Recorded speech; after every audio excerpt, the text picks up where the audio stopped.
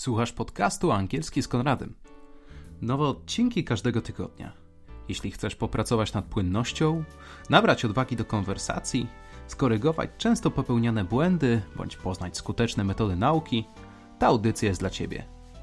Remember, you're not at school, so chill out, kick back and enjoy yourself. Let's begin.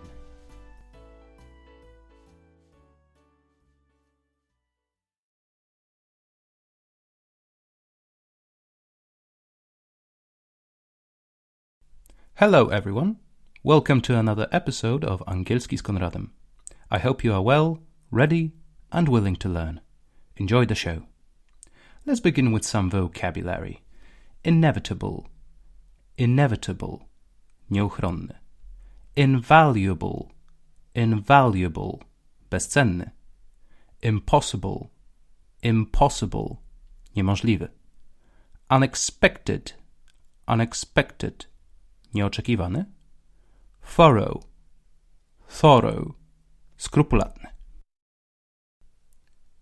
We are human beings, imperfect by nature, imperfect by design. As I said in an earlier podcast, our ability to adapt is perhaps our greatest strength. In order to utilize that strength to its fullest, we need to fail. Our history is filled with personalities who had failed spectacularly, recognized their failure, and used it to better themselves.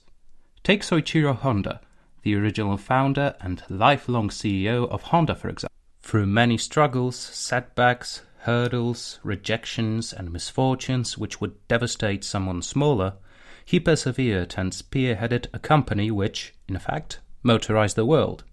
Check any best-selling vehicle statistics and you will find that it is not Toyota which rejected Honda for years, but, in fact, Honda's motorcycle, the Super Cup, which is the best-selling motor vehicle in the world, with 100 million units sold up to 2017.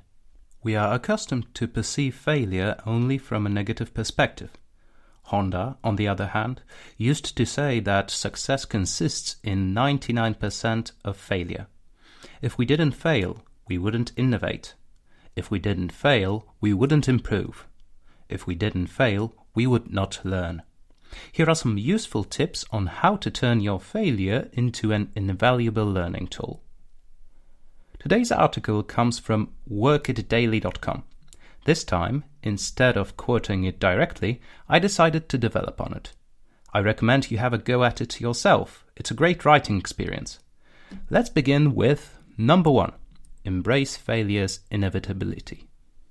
Be aware that failure will eventually happen. Despite having developed plan B, C, and so on, in some cases nothing is going to work. Sometimes you just have to accept that your best isn't enough at that particular moment in time. That doesn't mean that you should just wait for it to happen. Simply accept the fact that it's impossible to prepare for every situation and that you should expect the unexpected. Number 2. Don't let the failure get the better of you. The point here is to not dwell on failure. If you do so, it may eventually overwhelm you and infest other parts of your life.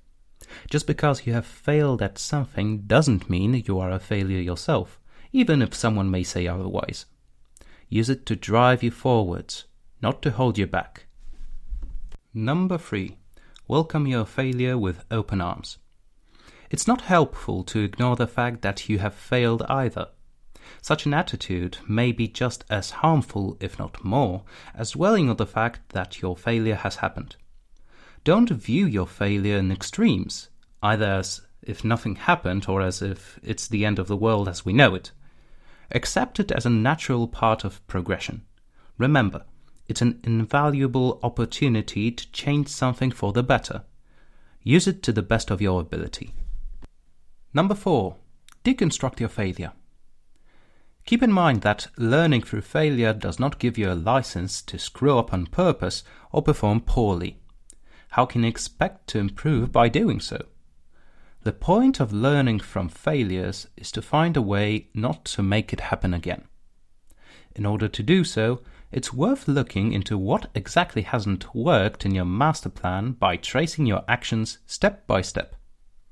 That way you will find what exactly went wrong instead of blindly looking for the source of your failure. You will also be able to successfully identify other areas for improvement. Remember to be thorough with your analysis. Number 5. Identify your shortcomings.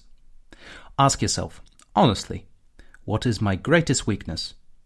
Many people, myself included, have a hard time finding out what their weaknesses are. We don't think about them too much first. Second, we are discouraged to do so. Third, we are that self-absorbed. Perhaps your weakness is the sole source of your failure. Perhaps you have failed because of your pride, your overconfidence, your ignorance towards valuable feedback. Perhaps the mistake you have made could have been avoided altogether if only you have listened to others. Think about how you can better yourself in order not to repeat the same mistake. Number 6. Ask for guidance. If all else fails, if you are still unsure where your mistake was made or how to avoid making it again, ask someone else to look at your failure. He or she doesn't have to be a professional in your line of expertise. The point here is that an outsider may notice something that you completely omitted. Ask a colleague, a friend, or one of your loved ones to look into your mishap. You may be surprised what can be achieved if someone looks at your mistakes from a different point of view. Number 7. Don't let failure hold you back. The real challenge after failing comes with moving forward. It's easy for any person to say just move on, especially the ones who haven't lived through a failure themselves. But sometimes a mishap may be so devastating and overwhelming that the perspective of experiencing it again paralyzes you. It does require a bit of courage, that's a fact. If you don't try again, then your failure will become your undoing. Remember, the real failure occurs only when you forfeit, when you give up. We all fail from time to time, but the real test of character comes when you confront your fear of failure and overcome it. I know you can do it. Thank you for listening. In case you had forgotten, here's the revision of vocabulary for this episode with some example sentences. After each sentence, I'm going to give you some time to try it yourself. Let's begin. Inevitable. Inevitable. Nieuchronne. Inevitable usually refers to something negative. After years of conflict, it was inevitable for business partners to part ways. After years of conflict, it was inevitable for business partners to part ways.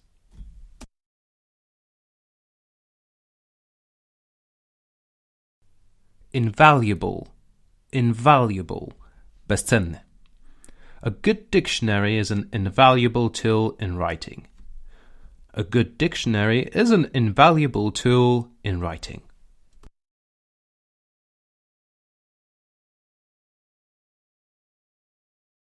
Impossible. Impossible. Niemożliwe. I do the impossible offhand, but you'll have to wait a while for a miracle. I do the impossible offhand, but you'll have to wait a while for a miracle.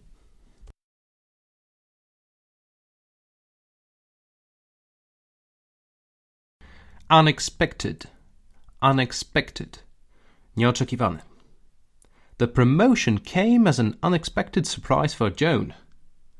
The promotion came as an unexpected surprise for Joan.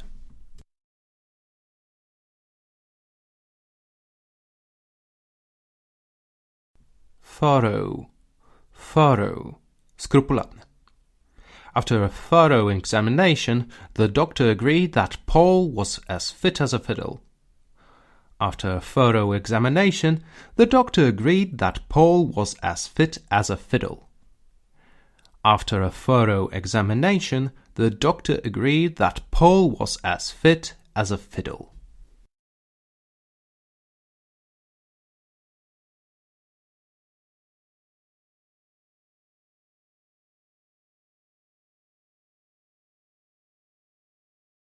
And that's the conclusion of today's podcast. I hope you enjoyed it. Thank you for listening. I'll talk to you next time.